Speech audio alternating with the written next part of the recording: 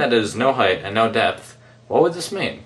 It would mean that it's a one-dimensional world. So if, hypothetically, an organism was living inside of it, it would only be able to move in a linear path forward and backwards in a straight line. If we go to the second dimension, we have two dimensions. We have width and we have length. So hypothetically, if an organism lived inside of here, then it would be able to move up, down, left, right, and anywhere else in between. And a two-dimensional world is comprised of an infinite series of one-dimensional worlds stacked upon each other. Just as our three-dimensional world, which has depth and length and height, is comprised of an infinite series of two-dimensional worlds. Now that I have stacked many folders upon each other, we have three dimensions. We have depth, we have length, and we have width. Now what happens if you keep going on from here on out? We would have a four-dimensional world. What exactly is a fourth dimension?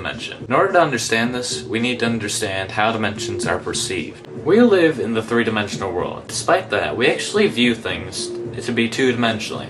Take a perfect sphere, for example. If you're looking at a sphere, it looks just like a regular dimensional circle.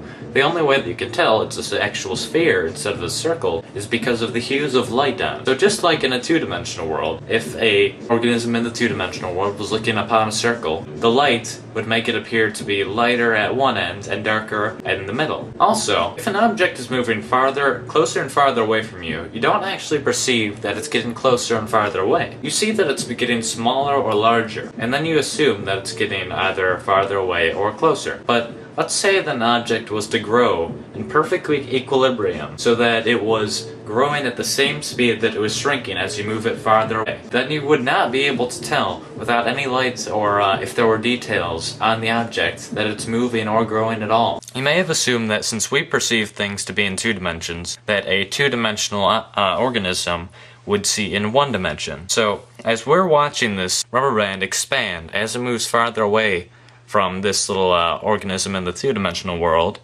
it does not actually perceive anything is happening to it because it's growing at the same speed that it's moving farther away.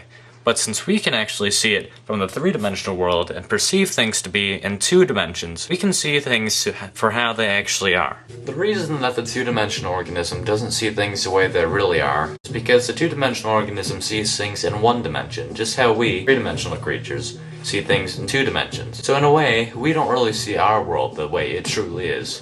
A four-dimensional creature, however, seeing our three-dimensional world in three dimensions, would be able to see through things. It would be able to see absolutely everything, just as we could see if there was several organisms spread along a 2D environment on your floor. You would be able to see inside houses. You would be able to see inside of people.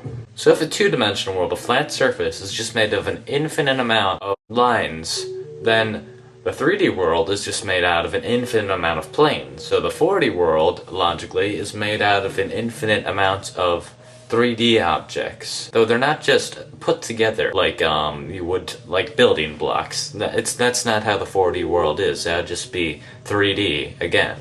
So in order to understand this, we need to understand the logical progression of mathematics in our world.